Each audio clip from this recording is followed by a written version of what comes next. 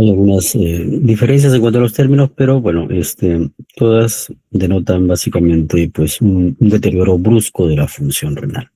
Entonces primero vamos a hablar una parte introductoria, la definición de insuficiencia renal aguda, la epidemiología y la clasificación. Entonces, ¿qué viene a ser la insuficiencia renal aguda, no? Como su nombre lo dice, es un cuadro, pues, agudo. Se produce un deterioro brusco de horas a días de la función renal. ¿Y esto a qué lleva? Pues a la acumulación de productos del metabolismo del nitrógeno, como la creatinina, la urea, entre otros, ¿no? Término conocido como azoemia. Además, vamos a tener una disminución de la producción de orina. Por lo tanto, hay acumulación de ácidos metabólicos y aumento de las concentraciones de potasio y fosfato. Pero hay una definición, ¿no? Esa definición es la más aceptada, la definición de Cadigo, ¿no? En términos prácticos, ¿no? Pues, en la práctica clínica, ¿cómo definimos la insuficiencia renal aguda o la injuria renal aguda? El aquí está definido como un incremento de la creatinina mayor a 0.3 miligramos por decilitro dentro de 48 horas. ¿No? Si esto sucede dentro de las 48 horas. Como habíamos mencionado, el valor de creatinina pues varía, ¿no? En los varones de 0.6 a 1.3. Entonces, es decir, un paciente que tiene una creatinina de 1, pues pasa en 48 horas a una creatinina de 1.3, 1.4. Entonces cumpliría el criterio de insuficiencia renal aguda. O un incremento de creatinina de 1.5 veces el nivel basal. Y esto se presume que haya ocurrido dentro de los 7 días previos. Es decir, un paciente parte igual de una creatinina de 1 y a la semana, a los 6 días, tiene una creatinina de 1.5, 1.6. Entonces también cumpliría el criterio de injuria renal aguda. El otro parámetro importante es la diuresis. La diuresis normal, que habíamos referido pues que uno puede orinar de 1,5 litros a 2 litros al día, dependiendo de la cantidad de agua que consuma, pero vamos a tener una diuresis también definida por horas, ¿no? Es mucho más exacto. La diuresis normal es de 0.5 mililitros kilo hora a 1 mililitro kilo hora, ¿no? Quiere decir, por ejemplo, un paciente de 60 kilos, pues debería orinar en una hora 30 mililitros aproximadamente. Si es que orina menos de esa cantidad, pues cumpliría el criterio también de injuria renal aguda, ¿no? Es decir, un volumen urinario menor a 0.5 mililitros kilo hora que persista por 6 horas. Entonces, esos son los criterios para definir la injuria renal aguda. Ahora, pero, ¿qué sucede si la injuria renal persiste en el tiempo? Pues hay otro término, ¿no? Que es el de la enfermedad renal aguda. Nosotros tenemos acá, ¿no? En este esquema, injuria renal aguda. Si persiste en el tiempo, pues será una enfermedad renal aguda, ¿no? Mayor a 7 días, pero menor a 90 días. ¿Por qué? Porque si persiste por más de 90 días, pues ya cumpliría el criterio de enfermedad renal crónica, ¿no? Entonces, pero va a haber una interrelación, ¿no? O sea, un paciente con insuficiencia renal aguda puede quedarse con una función afectada y luego tener una enfermedad renal crónica. Sí, claro que sí. Lo mismo, un paciente con una enfermedad renal crónica, o sea, con una función ya alterada, puede desarrollar una insuficiencia renal aguda también, ¿no? Es más, ese paciente tiene más riesgo. Por ejemplo, ¿no? Tenemos un paciente que tiene 2 de creatinina, o sea, que persiste por más de 3 meses y ya tiene un basal de 2 de creatinina, o sea, ya tiene una enfermedad renal crónica, ¿no? Puede tener un marcador de daño renal, digamos, proteinuria. Este paciente bruscamente eleva la creatinina. De 2 pasa a 3 de creatinina en el lapso de 3 días, por ejemplo, ¿no? Por un cuadro de diarrea o un cuadro de sangrado digestivo. Entonces, este paciente, pues, también desarrolla una injuria renal aguda, ¿no? Entonces, los pacientes con enfermedad renal crónica tienen mayor riesgo de desarrollar injuria renal aguda, ¿ya? Entonces, es importante mencionar esta interrelación, ¿no? Ahora, dependiendo de la severidad, o sea, una injuria renal aguda puede ser calificada o catalogada como un estadio 1, si es que la elevación va de 1.5 veces a 1.9 veces el basal, y si la diuresis pues está disminuida durante 6 a 12 horas. Pero si la injuria renal es más severa, hay un estadio 2, donde la elevación de la creatinina es mayor, de 2 a 2.9, el basal, y la diuresis pues permanece disminuida por más de 12 horas. Y un estadio 3 donde el valor es mayor a 3 veces el basal de creatinina, o un aumento de creatinina mayor a 4, o si el paciente necesita diálisis. Y si la diuresis pues, es menor a 0.3 mililitros kilo hora durante más de 24 horas, o si el paciente está en anuria por más de 12 horas. Entonces, esa clasificación básicamente es una clasificación de severidad, ¿no? El paciente puede tener una injuria renal aguda, estadio 1, tendrá más posibilidad de recuperarse que un paciente que tiene un estadio 3, donde la injuria renal aguda es mucho más severa. La epidemiología es variable, dependiendo de los países, las causas de injuria renal aguda también son diferentes, ¿no? Latinoamérica, por ejemplo, pues las pueden ser hay causas todavía infecciosas que provocan injuria renal aguda. Y pues en la parte de Europa habrá etiologías como en relación a cirugías mayores, cirugía cardíaca, por ejemplo, ¿no? Van a haber diferencias dependiendo de la región geográfica. Ahora, la epidemiología de la injuria renal aguda, ¿no? Puede suceder en la comunidad, en el hospital o en UCI, ¿no? Entonces, la incidencia en la comunidad es baja, ¿ya? Usualmente es un cuadro prerrenal, que vamos a ver más adelante, ¿no? Puede ser diarrea, por ejemplo, vómitos, ¿no? El pronóstico es a menudo bueno, ¿no? El paciente se recupera y una supervivencia alta. En el hospital, bueno, la incidencia varía de 2 a 15%, van a haber múltiples causas, puede haber un origen prerrenal o un origen renal como tal. El pronóstico no es bueno y la supervivencia disminuye. Ahora, en la UCI, en la unidad de cuidados intensivos, los pacientes que llegan a la UCI son pacientes porque están muy delicados, ¿no? Pacientes en ventilación mecánica, pacientes con shock séptico. Entonces, la incidencia es alta en la UCI. Paciente que desarrolla un fallo multiorgánico.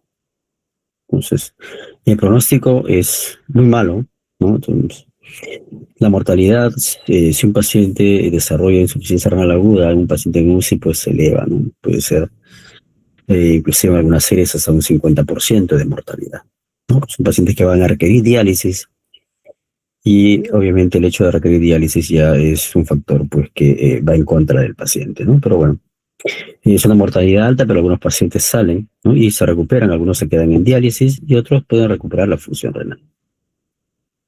Por ejemplo, en la época del COVID, ¿no? Gran parte de los pacientes con COVID que hacían pues insuficiencia respiratoria, fallo multiorgánico, o sea, fallo de otros órganos, fallo hepático, falla renal, requerían diálisis, ¿no? Entonces, pero los pacientes que se recuperaban, pues había un porcentaje de ellos que dejaba la diálisis, que se recuperaba, la función renal se recuperaba, podían dejar la diálisis, pero algunos pacientes se han quedado en diálisis, ¿no? Y obviamente han tenido que salir también del problema respiratorio, ¿no? Ahora, la fisiopatología, ¿no? Entonces, van a haber diferentes estructuras del riñón que pueden afectarse. Puede haber una disfunción a nivel de la microcirculación, o sea, una alteración del tono vascular. Ya, puede haber un shunt a nivel intrarrenal o periglomerular, una redistribución del flujo, un déficit de perfusión, ¿no? Son los mecanismos que contribuyen a la injuria renal aguda, ¿no? Un incremento de los leucocitos, activación de las células inflamatorias, una liberación de mediadores inflamatorios, una reacción intersticial inmune. Va a haber también una disfunción endotelial, ¿no? Vasodilatación, un incremento de la permeabilidad vascular, formación de microtrombos, por ejemplo, pacientes con sepsis, microtrombos también en el COVID, por ejemplo, no alteraciones en el flujo, ¿no? Toxicidad tubular a nivel de la estructura del túbulo, ¿no? Va a haber una injuria tubular aguda, una muerte de estas células tubulares, una respuesta inflamatoria, se activa el feedback tubuloglomerular y también hay una suspensión del ciclo celular, ¿no? Puede haber congestión venosa por una compresión a nivel de las venas intrarrenales o un síndrome compartimental. Paciente que tiene una contusión, por ejemplo, abdominal, puede desarrollar un síndrome, ¿no?, compartimental, y eso también produce una compresión de las venas, ¿no? Disfunción mitocondrial, una alteración de la función mitocondrial, una alteración en el consumo, pues, del ATP. Debido también a una obstrucción intratubular a nivel de los túbulos, una obstrucción intraluminal, ¿ya?, o una obstrucción extrínseca. En la enfermedad glomerular, ¿no?, puede desarrollarse microangiopatía trombótica. En los procesos autoinmunes afectan también el glomérulo, y la activación del complemento tanto C3 y C4 pues puede afectar el glomérulo. Entonces, todos estos mecanismos van a contribuir a la insuficiencia renal aguda. Ya, como podemos ver en este gráfico, muchas entidades no pueden llevar a una insuficiencia renal aguda. La falla cardíaca, medicamentos, ¿no? Hay medicamentos que son nefrotóxicos. La preeclampsia. La preeclampsia también nos puede llevar a una insuficiencia renal aguda, ¿no? La obstrucción, neuropatía obstructiva, una neoplasia, ya sea por una lisis tumoral, ¿no? Se libera ácido úrico, por ejemplo, y el ácido úrico pues, se deposita a nivel de los túbulos, o por el tratamiento de medicamentos antineoplásicos que pueden producir también injuria renal aguda. Paciente con enfermedad renal crónica también tiene riesgo, tiene más riesgo. Una glomerulonefritis nos puede llevar a una injuria renal aguda. Algunas toxinas, la microangiopatía trombótica, pacientes sépticos, pacientes chocados, pacientes con una cirugía cardíaca, ¿no? Todas estas entidades pueden ir o pueden condicionar a una insuficiencia renal aguda. ¿Ya? Entonces, vamos a tener, en este caso, un factor condicionante como la hipoperfusión renal. Ahora, esta hipoperfusión renal se debe pues a hipovolemia, paciente con sangrado digestivo, ¿no?, una vasodilatación sistémica y un aumento de la resistencia vascular. Cuando hay hipoperfusión renal, se van a activar los mecanismos adaptativos, ¿no? Son los mecanismos de autorregulación, ¿no?, como el sistema nervioso simpático y el sistema renina-angiotensina-aldosterona, para intentar mantener la tasa de filtrado glomerular. Ahora, en una insuficiencia renal prerrenal, ¿no?, la tasa de filtrado inicialmente disminuye, no hay todavía un daño parenquimatoso, pero si es que este daño persiste en el tiempo, no se restablece la perfusión renal, que vamos a tener una necrosis tubular aguda, es decir, una muerte de las células tubulares. La necrosis tubular aguda isquémica, pues va a haber un suministro inadecuado de oxígeno, ¿no?, ¿ya?, y de nutrientes a las nefronas. Hay un agotamiento del ATP y esto va a producir pues lesión celular y muerte celular a través de la necrosis y apoptosis. Ahora vamos a describir una serie de cuadros que producen insuficiencia renal aguda y que tienen cierta diferencia en cuanto a la fisiopatología. Por ejemplo, los cuadros sépticos. En la sepsis vamos a tener una disfunción macro y microvascular, ¿no? Hay una disregulación inmunológica y autonómica y una respuesta celular anormal a la lesión, ¿no? Se van a formar microtrombos. Estos microtrombos pues van a obstruir, ¿no? Pueden obstruir lo que es la circulación intrarrenal y esto va a generar pues una redistribución de la perfusión. Va a haber un desequilibrio en el oxígeno reactivo que van a contribuir a producir pues más daño endotelial, ¿no? Un aumento de la permeabilidad vascular y un empeoramiento del edema intersticial. Además, la sepsis se puede afectar, ¿no?, directamente al miocardio. Los órganos están muy relacionados, ¿no? O sea, en este caso hay una relación muy estrecha pues entre la función cardíaca y la función renal, ¿no? Una falla cardíaca aguda, por ejemplo, un paciente que tiene un infarto de miocardio, una falla cardíaca aguda, ¿no? Va a haber una disminución del volumen de llenado arterial, una disminución de la perfusión renal, aumenta la presión venosa central, ¿no? Aumenta la presión intraabdominal, congestión venosa. Además pueden contribuir pues los diuréticos, los IECA o la administración de contraste. Esto va a llevar a una activación del sistema nervioso simpático, la activación del sistema renina-angiotensina-aldosterona, la angiotensina 2, adenosina, la endotelina, la arginina vasopresina. Todo esto nos va a llevar pues a vasoconstricción, hipoperfusión, una reducción del flujo sanguíneo renal, una disminución de la tasa de filtrado, una disminución del filtrado glomerular, ¿no? Necrosis y apoptosis. Y esto al final pues nos lleva a una injuria renal aguda, ¿no? Es el síndrome cardiorrenal tipo 1.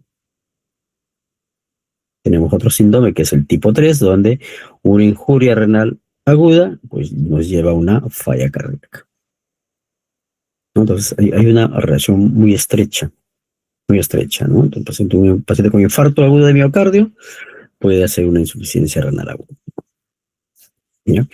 Algunos fármacos nefrotóxicos que van a producir necrosis tubular aguda tóxica, ¿no?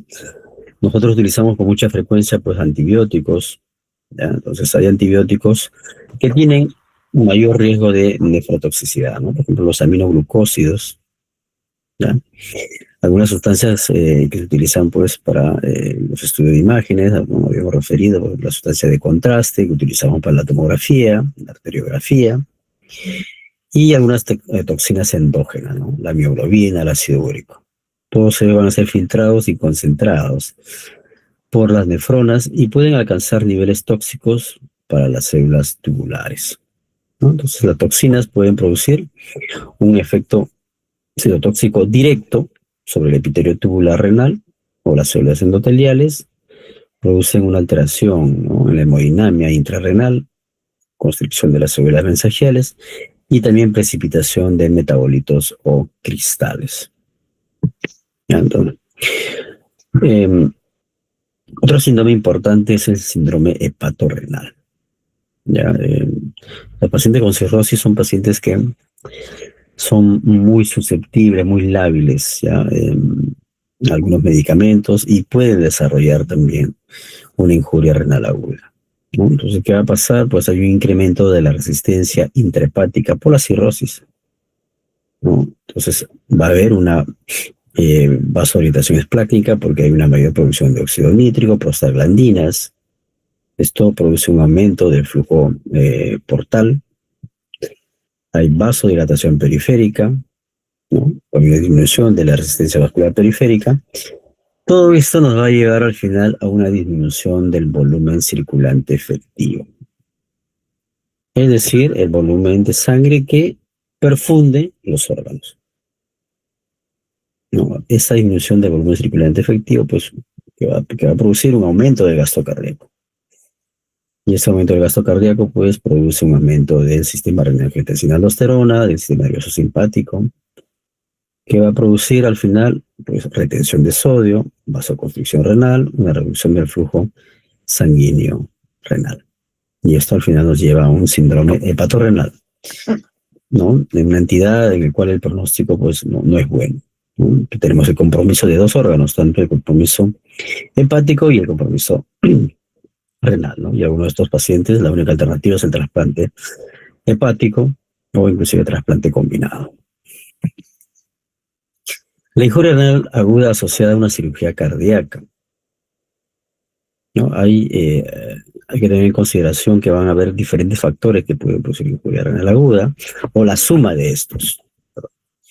Por ejemplo, en el preoperatorio, ¿no? Si el paciente está deshidratado, si es que hay una alteración en la función cardíaca, si es que utilizamos medicación, ¿no? Contraste endovenoso, un paciente ha sido sometido a un cateterismo cardíaco, entonces hemos utilizado contraste, por ejemplo, ¿no? Utilizamos IECA-ARA2 justamente en ese momento agudo, ¿no? La edad del paciente también es importante, y algunas comorbilidades, ¿no? Hipertensión, la enfermedad renal crónica de base. Ya, intraoperatorio, en el intraoperatorio, pues si se hace un bypass cardiopulmonar, si hay algún evento embólico, el clampaje, el tiempo de clampaje aórtico, ¿no? La hipoperfusión por los agentes vasoactivos, paciente hay sangrado importante, hipovolemia, ¿no? Y en el posoperatorio también puede haber hipoperfusión, entonces se tienen que utilizar agentes vasoactivos, el paciente puede tener hipovolemia, shock, si ha habido un sangrado importante, anemia, y también algunos medicamentos que se utilizan, ¿no? Que podrían ser nefrotóxicos. Entonces, una cirugía cardíaca puede producir injuria renal aguda. Ahora, una cirugía importante también, una cirugía mayor, ¿no? Porque hay una depresión de líquidos, pérdidas sanguíneas, un incremento de las pérdidas insensibles, extravasación del líquido al tercer espacio, efectos sistémicos de los fármacos, ¿no? Anestésicos, ¿no? Que producen vasodilatación periférica, pero también pueden producir depresión miocárdica, ¿no? Depresión miocárdica disminuye el gasto cardíaco, por lo tanto disminuye la perfusión, se afecta el riñón. El aumento del nivel de citoquinas circulantes y especies reactivas de oxígeno, ¿no? Debido a la carga de neurotoxinas por una perfusión visceral alterada y una lesión por reperfusión isquémica.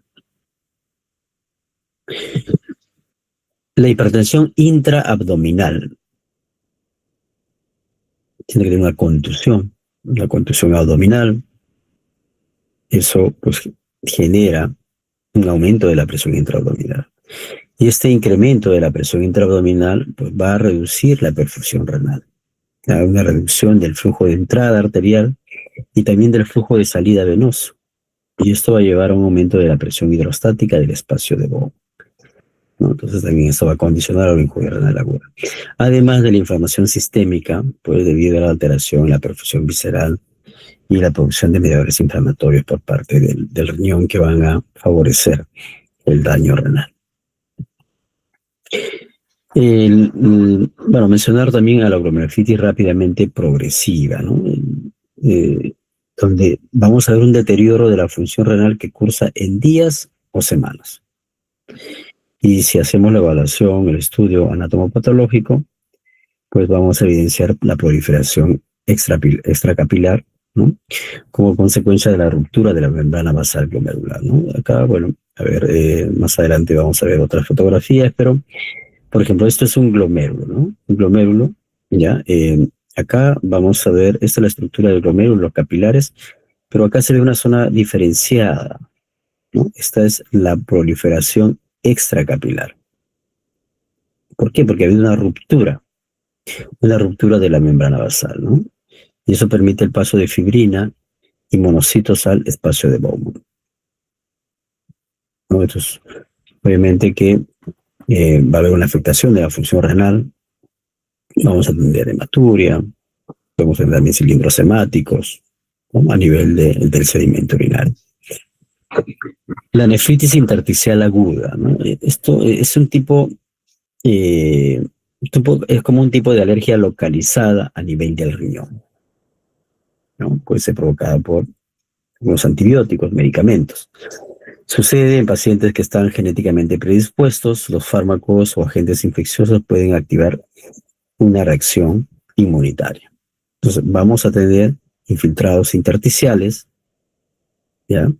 Podemos ver, por ejemplo, en esta microfotografía, ¿no? Entonces, igual, este es el glomérulo, ¿no? Este glomérulo, a diferencia del otro glomérulo, pues no tiene una ruptura de la pared, ¿no? Pero podemos ver, pues, alrededor, en el intersticio, acá tenemos los túbulos, en el intersticio la presencia, pues, de un infiltrado celular, ¿no? Abundante. Entonces, es compatible con una nefritis intersticial aguda, ¿ya? Ahora, el aqui porrenal, ¿no? El aqui porrenal, pues, se debe a una obstrucción, en este caso una obstrucción extrarrenal, por ejemplo, como podemos ver acá, una obstrucción por la hiperplasia de próstata. Podría haber también una fibrosis retroperitoneal, que van a condicionar, pues, a una obstrucción del flujo normal urinario, ¿no? Intrarrenal, por ejemplo, la presencia de nefrolitiasis, un poco más arriba, y estos van a condicionar, pues, un aumento de la presión a nivel de los túbulos y un deterioro del flujo sanguíneo, ¿no? Y al final pueden llevar a una enfermedad renal crónica.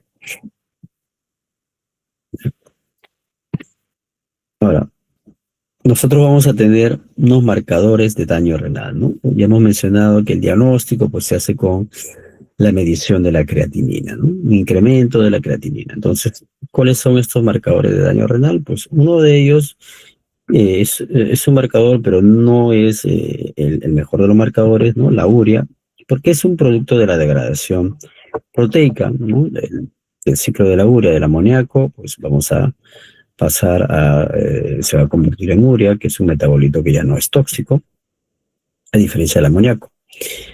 La urea se filtra libremente, pero es reabsorbida a nivel del túbulo proximal. O sea, la urea filtrada va a ser reabsorbida a nivel del proximal, en parte, ¿no? Ahora, la concentración plasmática puede variar independiente del filtrado glomerular, ¿no? Porque tiene mucha relación con el contenido de proteínas que ingerimos diariamente. Ahora, la creatinina, ¿no? Es el marcador que solemos utilizar. Está producida en las células musculares, hay una producción constante, ¿no? Los varones 15 a 25, las mujeres 12.5 a 20 miligramos kilo día.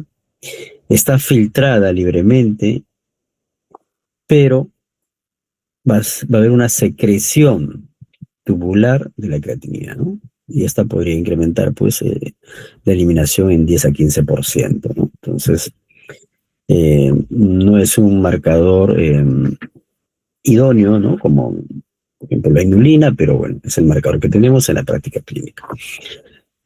Entonces, la concentración plasmática dependerá del filtrado glomerular y de la secreción. O sea, no solamente del filtrado, sino también de la secreción, ¿ya? La secreción tubular de creatinina puede aumentar en situaciones como la insuficiencia renal hasta un 30%, pero también puede haber situaciones donde esta secreción va a estar alterada. Por ejemplo, hay algunos medicamentos que bloquean esta secreción de creatinina. ¿Cuáles son? El trimetoprim, ¿no? ¿Qué quiere decir? Que, por ejemplo, un paciente que está tomando trimetoprim puede tener una elevación de creatinina. ¿Pero a qué se debe? Pues a que está bloqueada la secreción. O sea, como tal, no está desarrollando una insuficiencia renal aguda, sino que se está eliminando menos creatinina, se está secretando menos, ¿no? Uno interrumpe el trimetoprim y se normaliza. También la espironolactona, la cimetidina, ¿no? Que aumentan la creatinina, pues sin cambios en el filtrado glomerular, ¿no? Es decir, vamos a tener un incremento de creatinina, pero en realidad no hay una afectación de la función renal como tal, ¿ya? Ahora, vamos a tener otros marcadores de lesión renal, ¿no? Otros marcadores de daño renal. La creatinina es un marcador, pero no es el mejor marcador. Entonces, se ha estado buscando, pues, nuevos marcadores de daño renal, ¿no? ¿Ya? Porque ya como habíamos mencionado, pues la creatinina va a ser filtrada, pero hay una parte que también es secretada.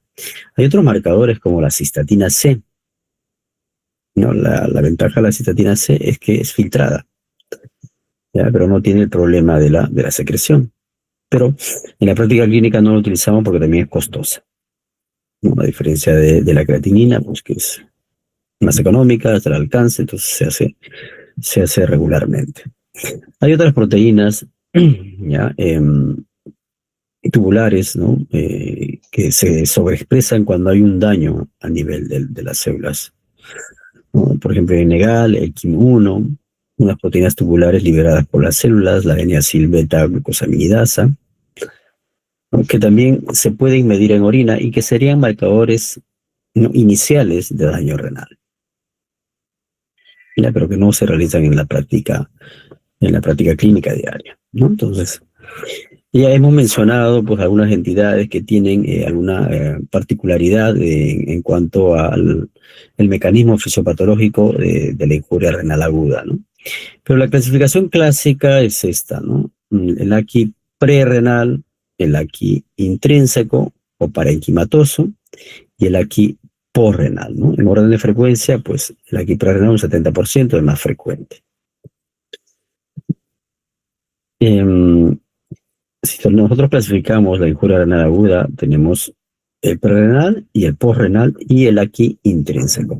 Ahora, el aquí intrínseco o parenquimatoso, ¿ya?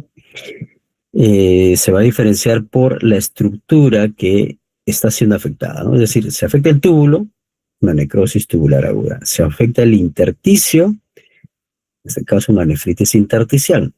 Se afecta el glomérulo, una glomerulonefritis aguda. Si se afectan los vasos, pues hay un síndrome vascular, pues el micro macrovascular. Y si es que hay una obstrucción intratubular, ¿no? Entonces, cualquiera de estas afectaciones puede producir un aquí intrínseco o parenquimatoso.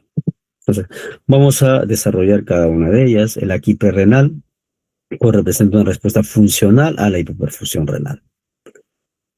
No hay, ¿no?, inicialmente una lesión renal estructural. Si esto persiste en el tiempo, pues sí ya nos puede llevar a una necrosis tubular.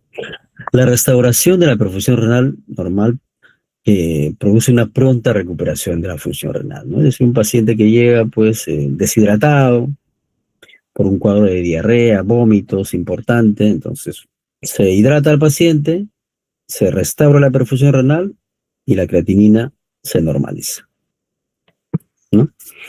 Entonces, de todas maneras, es importante tener claro, ¿no? ¿Qué sucede en la nefrona, ¿no? Hay una filtración en el túbulo proximal, va a haber secreción y también va a haber reabsorción de algunas sustancias, ¿no? Por ejemplo, se reabsorbe pues iones, se reabsorbe agua, se reabsorbe otros compuestos, ¿ya? Pero también va a haber una reabsorción también de otros elementos como la urea. Tenemos el asa de Henle, donde pues se concentra la orina, colector, ¿no? Donde pues ya se hace el manejo fino en cuanto al volumen urinario. Entonces, vamos a tener una autorregulación, ¿no? Una autorregulación de la perfusión renal, ¿no? Va a haber una disminución del flujo renal si la presión arterial media, ¿no? La presión arterial media disminuye por debajo de 75, ¿no? Entonces, los protocolos de UCI pues recomiendan, ¿no?, mantener los vasopresores para lograr como mínimo una presión arterial media pues entre 65 y 70, ¿no? Pero si es que hay pacientes que son hipertensos de base, ¿no? Un paciente hipertenso está acostumbrado pues, a una presión arterial más alta.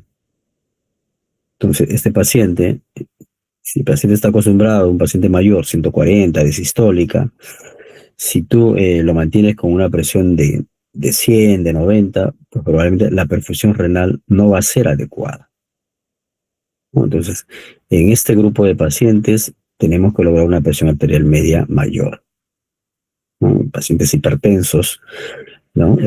Con historia de hipertensión.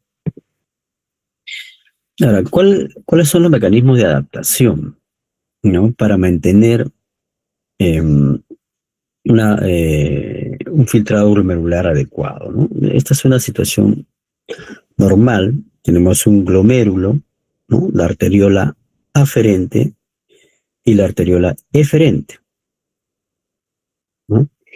A este nivel, a nivel de la arteriola aferente, van a actuar las prostaglandinas predominantemente.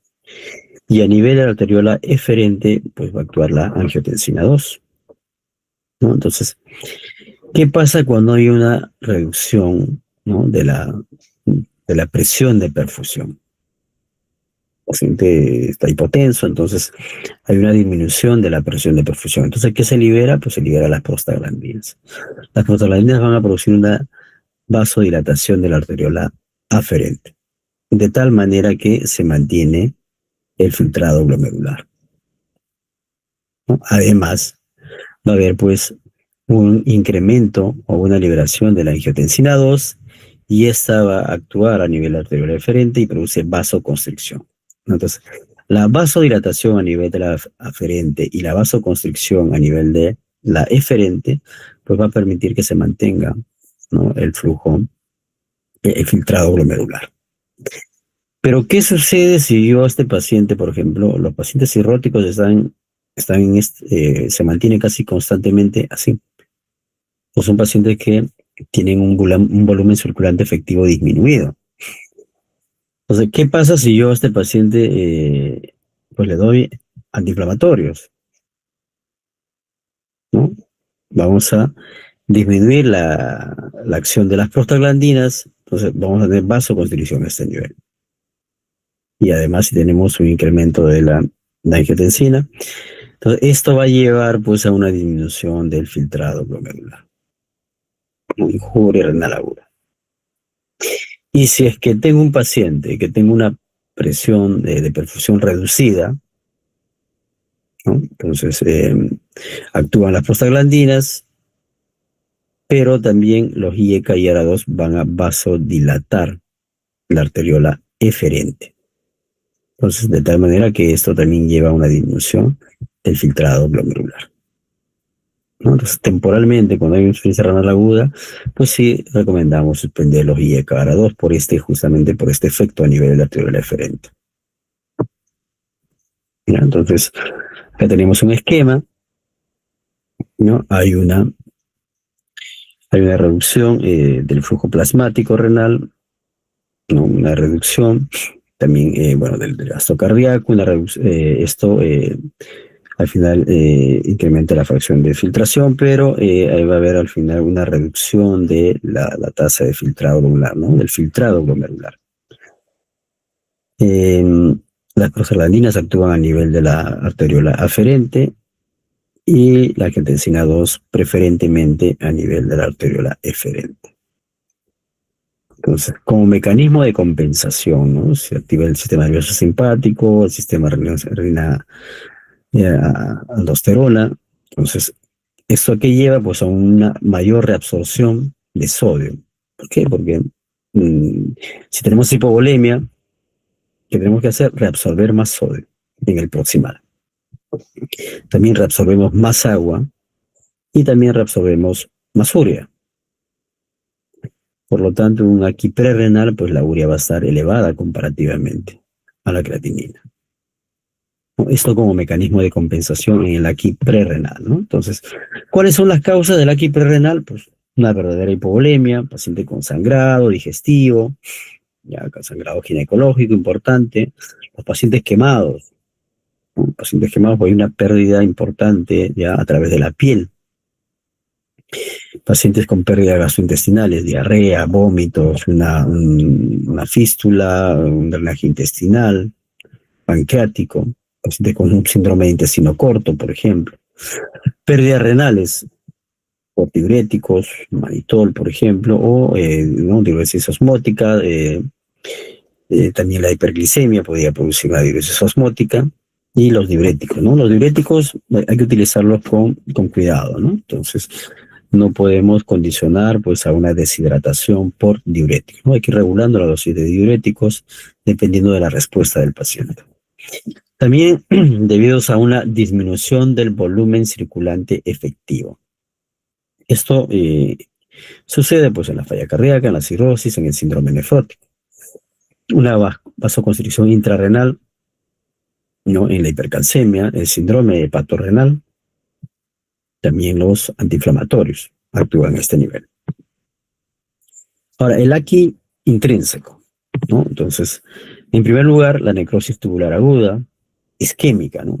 Paciente chocado, paciente con una parada cardíaca, cardiopulmonar, ¿no? Si hay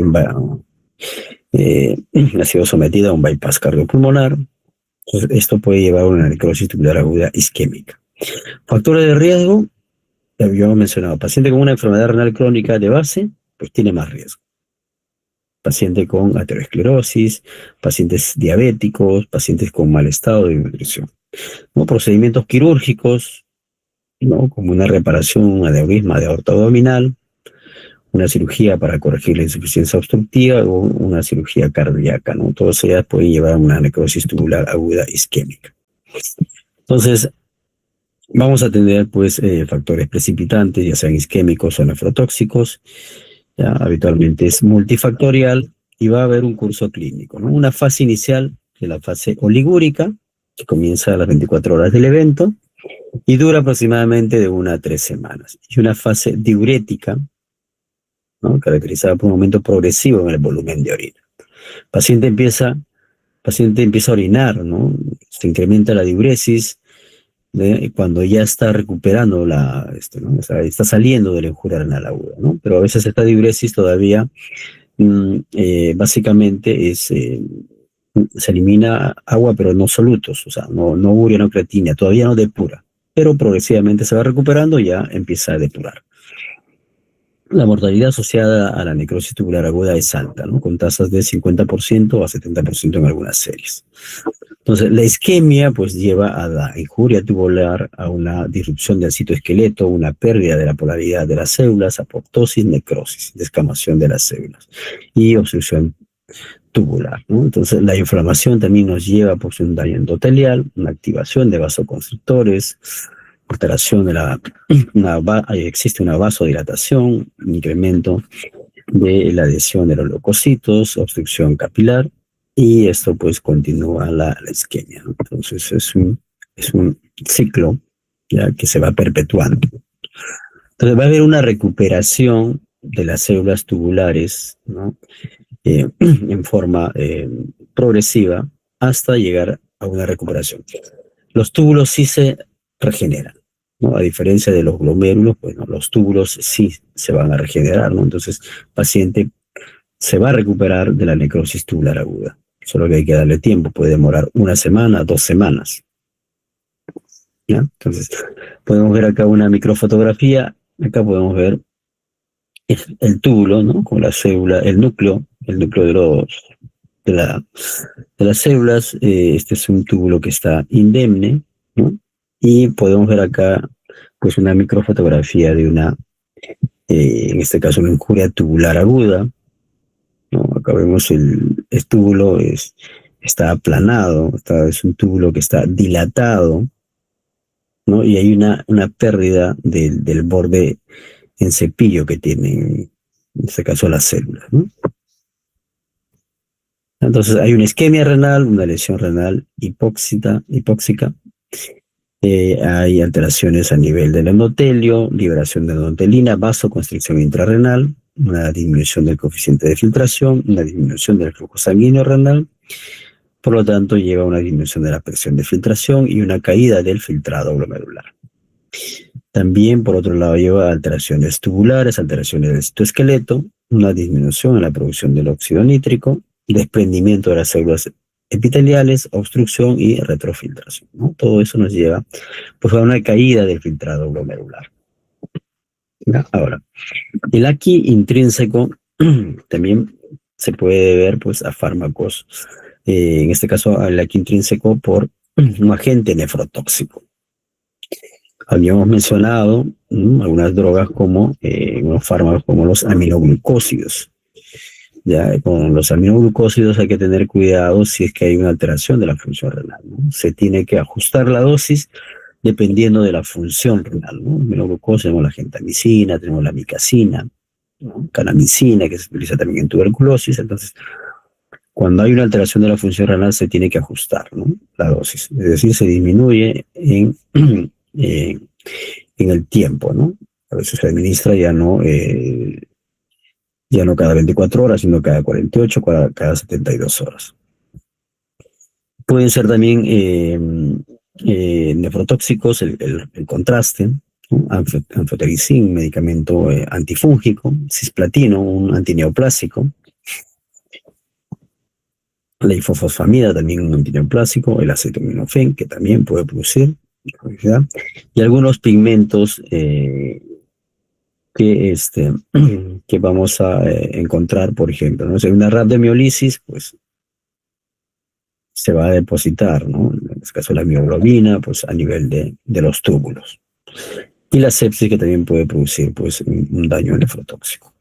Entonces, la necrosis tubular aguda nefrotóxica, ¿no? Puede resultar pues, de toxinas endógenas o exógenas, ¿no? Toxinas como la hemoglobina, si hay una hemólisis intravascular masiva, o la mioglobina, que se produce por la rhabdomiólisis. Eh, Actualmente la mayoría de los casos con agentes también antimicrobianos, ¿no? Aminoglucósidos, anfotericina B, medio de contraste, que hemos mencionado, ¿no? El AQI intrínseco cuando afecta, bueno, preferentemente se afecta el intersticio. Ya hemos mencionado que es como una alergia del riñón, ¿no? Entonces, está inducida por drogas, por ejemplo, la penicilina, las cefalosporinas, la sulfonamida, rifampicina, fenitoína, inclusive la furosemida, los inhibidores de bomba de protones, ¿no? Acá, de todas maneras, sí tenemos que mencionar que estos medicamentos acá en nuestro país son de venta libre, ¿no? Entonces, pacientes que reciben polifarmacia, muchos medicamentos, pues ellos mismos se automedican y dicen, bueno, para proteger mi estómago, ¿no? Voy a tomar omeprazol. Y como es de venta libre, pues consumen omeprazol. Pero el omeprazol puede llevar a una nefritis intersticial aguda, ¿ya? Los antiinflamatorios también. Ya, hay infecciones que también pueden llevar, enfermedades sistémicas, por ejemplo, lupus, sarcoidosis, síndrome de Sjögren, ¿no? La nefritis tubular intersticial y uveitis, algunas neoplasias y, bueno, causas idiopáticas, ¿no? ¿Cómo se manifiesta la nefritis intersticial aguda? Lo clásico es que el paciente, pues, presente fiebre. Hay una erupción cutánea, eosinofilia y la presencia de eosinófilos en orina, ¿no? Ahora, pero esta triada solamente la vamos a observar en un grupo reducido de pacientes, de un 10 a 30%, ¿no? Los antibióticos y los antiinflamatorios no esteroideos siempre hay que tenerlos en consideración, ¿no? Como causa de una nefritis intersticial. Los hallazgos a nivel de la orina vamos a tener piuria, son la causa de leucocituria de la nefritis intersticial aguda. Vamos a tener también cilindros leucocitarios. O sea, un cilindro, un molde proteico con la presencia de los leucocitos. Proteinuria, no nefrótica, hematuria y la presencia de eosinófilos en orina. Podemos ver en este gráfico, pues, cómo la frecuencia, ¿no? de los agentes que producen nefritis intersticial aguda, ¿no? Los antibióticos, un porcentaje importante, ¿no? Los antibióticos, ¿eh? Entonces, los inhibidores de bomba de protones están acá. Porcentaje también bastante elevado. Antiinflamatorios, ¿no? Y otras drogas, infecciones, enfermedades autoinmunes. Entonces, no se puede despreciar, ¿no? El efecto de los inhibidores de bomba de protones. O sea, siempre es un buen medicamento, ¿ya? Es un grupo de medicamentos muy bueno, pero tienen que ser utilizados cuando están indicados, ¿ya? Que acá igual tenemos una microfotografía, el glomérulo y el intersticio, ¿no? Hay un infiltrado importante a nivel del intersticio. Díganlo, acá tenemos dos túbulos.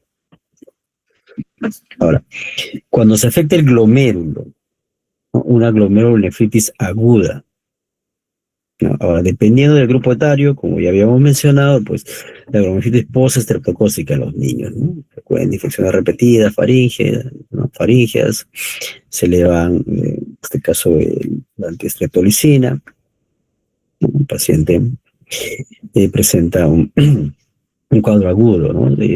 Ha sido, previamente tuvo un cuadro respiratorio alto y, bueno, luego desarrolla, pues, un cuadro de glomerulonefritis. La glomerulonefritis postinfecciosa, la glomerulonefritis asociada a endocarditis también, ¿no? Las vasculitis sistémica, como el lupus, la polingitis microscópica, la granulomatosis, la crioglobulinemia, ¿no? Y la microangiopatía trombótica, dentro de ellas el síndrome urémico hemolítico, que producen un aquí también, bueno, intrínseco, ¿no? En la glomerulonefritis aguda, esta se presenta como aquí, con una disminución progresiva, ¿no? De la función renal durante días a semanas, ¿no? La forma prototípica es la postestreptocócica, ¿no? En los niños, pero también la endocarditis y otras infecciones y enfermedades autoinmunes pueden llevar también a una afectación del glomérulo, en este caso.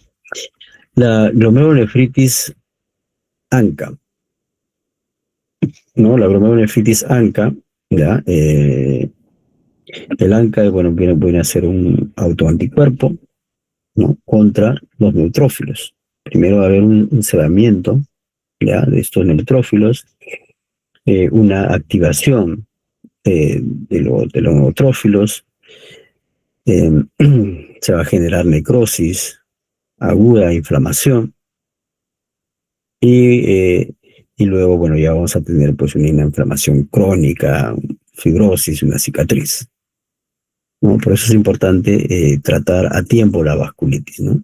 Porque si ya llegamos a una etapa de donde ya hay la presencia de una inflamación crónica, cicatriz, pues ya no vamos a poder recuperar mucho, ¿no? Entonces, tener en cuenta también la glomerulonefritis ANCA, ¿no? O llamada vasculitis, ¿no? Vasculitis ANCA positivo. La afectación de los, tanto de los vasos, ¿no? Macrovascular y microvascular, ¿no?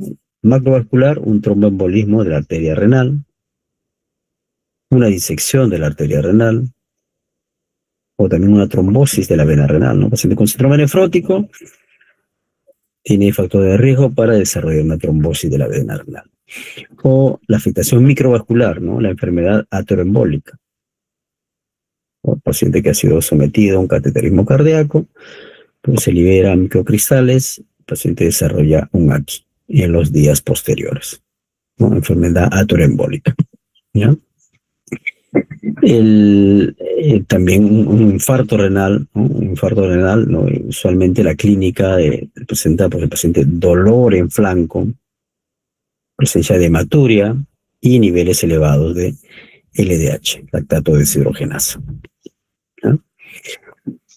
Pero también vamos a tener una injuria renal aguda parenquimatosa si es que hay una obstrucción a nivel de los túbulos, ¿no? Como podemos ver acá, una obstrucción tubular. Y esto sucede pues en un paciente que produce una proteína en exceso, por ejemplo, ¿no? El mieloma múltiple. En el mieloma múltiple vamos a tener una clona celular, una clona de células plasmáticas, y estas células plasmáticas van a producir en exceso pues una cadena ligera, una inmunoglobulina. Y esta cadena ligera de inmunoglobulina pues va a ser filtrada, pero a nivel del túbulo pues puede formar, ¿no? Estructuras que van a obstruir el túbulo. Y esta obstrucción, estos cilindros que obstruyen, pues son conocidos como el riñón de mieloma. Se desarrolla una injuria renal aguda. Algunos cristales como el etilenglicol, la ingestión de etilenglicol, ¿ya? El síndrome de lisis tumoral, liberación de ácido úrico importante, y el indinavir y el metrotexate, ¿no? Que pueden producir obstrucción a nivel del túbulo, ¿no? A nivel del túbulo. La necrosis tubular aguda asociada a sepsis, ¿no? La presencia de las endotoxinas desempeñan un papel importante en la patogenia, ¿no? Y lo que habíamos mencionado también en los microtrombos ¿no? Que se forman, ¿no? A nivel de la vasculatura. Estas generan inflamación, trombosis, inicio de CID, coagulación intravascular diseminada, inmunosupresión, y también esto pues nos va a llevar a una injuria renal aguda.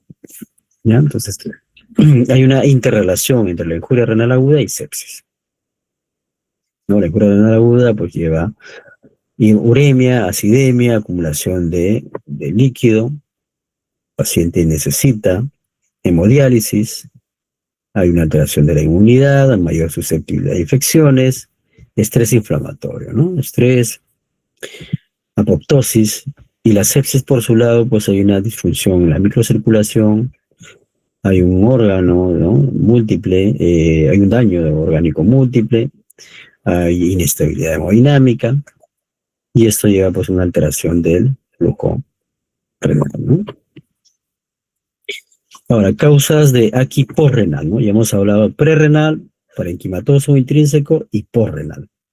Posrenal, hay una obstrucción, en este caso, que puede ser bilateral o unilateral, si es que un paciente tiene un solo riñón, que puede ser intrínseca o extrínseca, ¿no? Intrínseca, por ausencia de litiasis, una necrosis papilar, un coágulo o un carcinoma de células transicionales.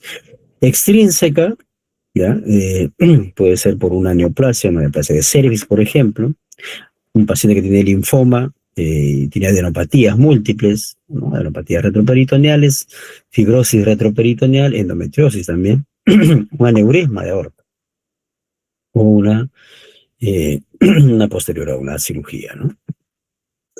Entonces, la obstrucción ya puede ser debida, si es una obstrucción baja, ¿no? Debido a un problema en la vejiga, una vejiga neurogénica, un carcinoma, un coágulo, ¿no? O un cálculo a nivel de la vejiga, ¿no? Un cálculo a nivel de la vejiga.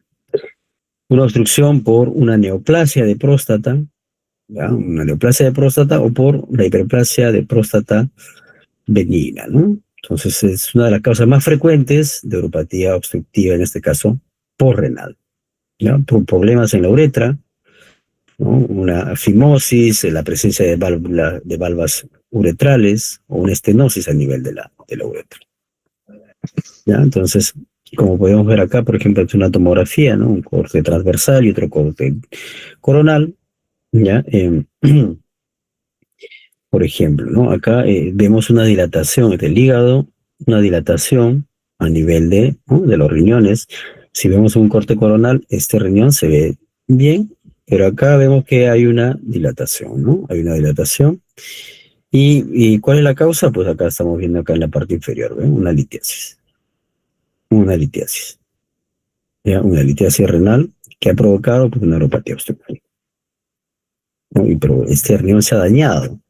Y este riñón, la función que tiene, pues ya es mínima. Parénquima no tiene. Es más, ni siquiera capta contraste, es una tomografía con contraste. Pero acá vemos esta litiasis que ha producido justamente una uropatía obstructiva, una injuria renal aguda, ¿no?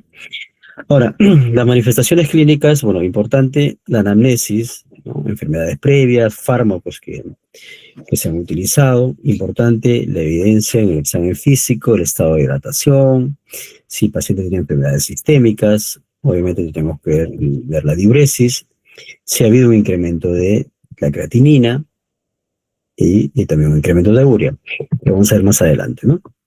¿Qué desarrolla el paciente? Acidosis metabólica, porque hay una disminución de la acidez titulable, una alteración de la acidificación renal, ¿no? Pacientes que desarrollan hipercalemia, ¿no? Como podemos ver acá en este gráfico, ¿no? Conforme va incrementando el potasio, pues hay inicialmente unas ondas T picudas, hay una pérdida de las ondas P, ¿ya? Un ensanchamiento del QRS, y además, bueno, ya después puede haber pues una fibrilación ventricular inclusive, ¿no? Una fibrilación ventricular.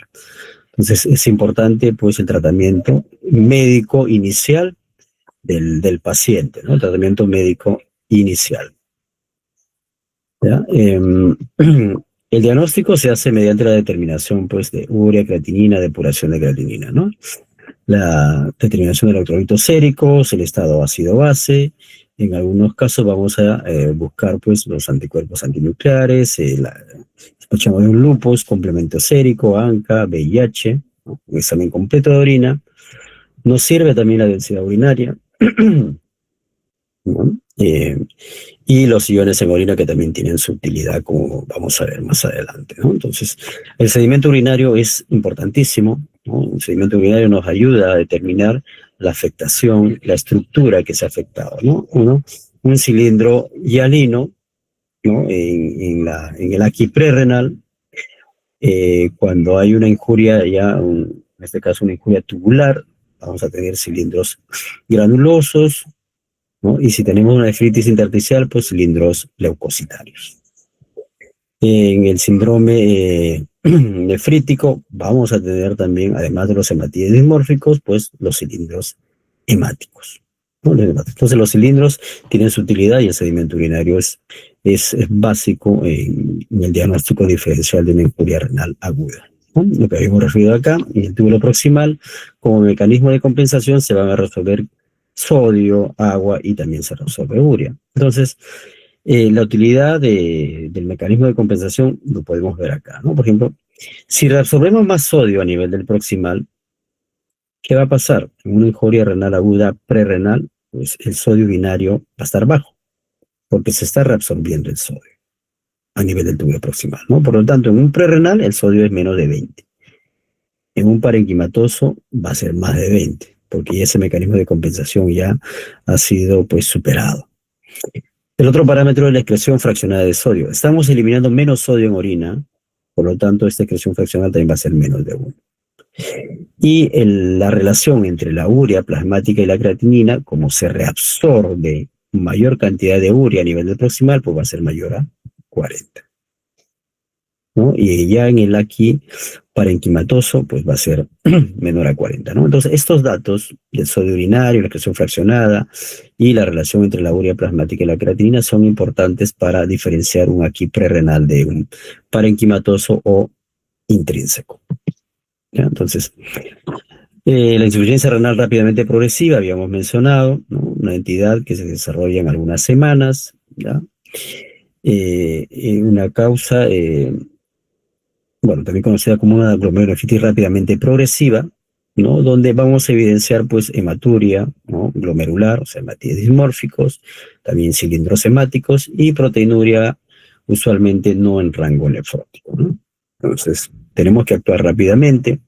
Va a haber una proliferación extracapilar, acá tenemos un glomérulo normal, y nuevamente acá vemos la proliferación extracapilar, ¿no? Porque hay una ruptura de la membrana. Entonces, hay una proliferación extracapilar. Entonces, vamos a tener una serie de complicaciones. Si un paciente desarrolla una injuria renal aguda, pues hay un daño de riñón, ¿no? Inicialmente vamos a tener marcadores precoces como el Enegal, ya después ya hay un daño renal, hay una disminución del filtrado glomerular, ¿no? Y ahí recién evidenciamos biomarcadores como la creatinina, la urea, la cistatina, ¿no? Previamente hay otros marcadores, pero que no se utilizan en la práctica clínica.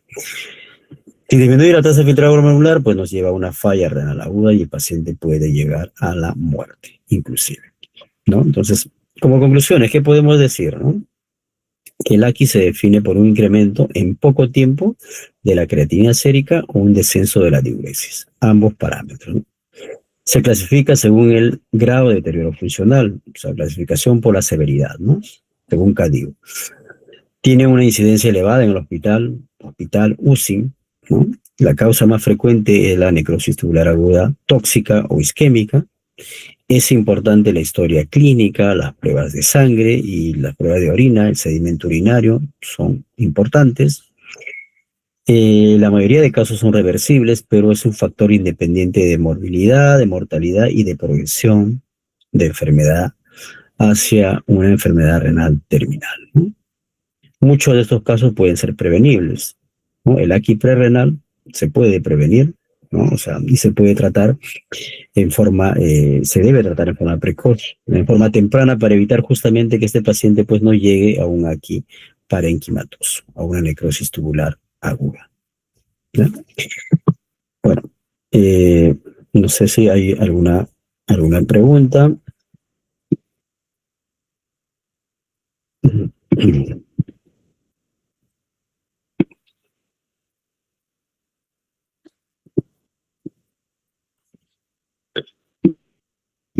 ¿Alguna pregunta? ¿Algo que no esté claro?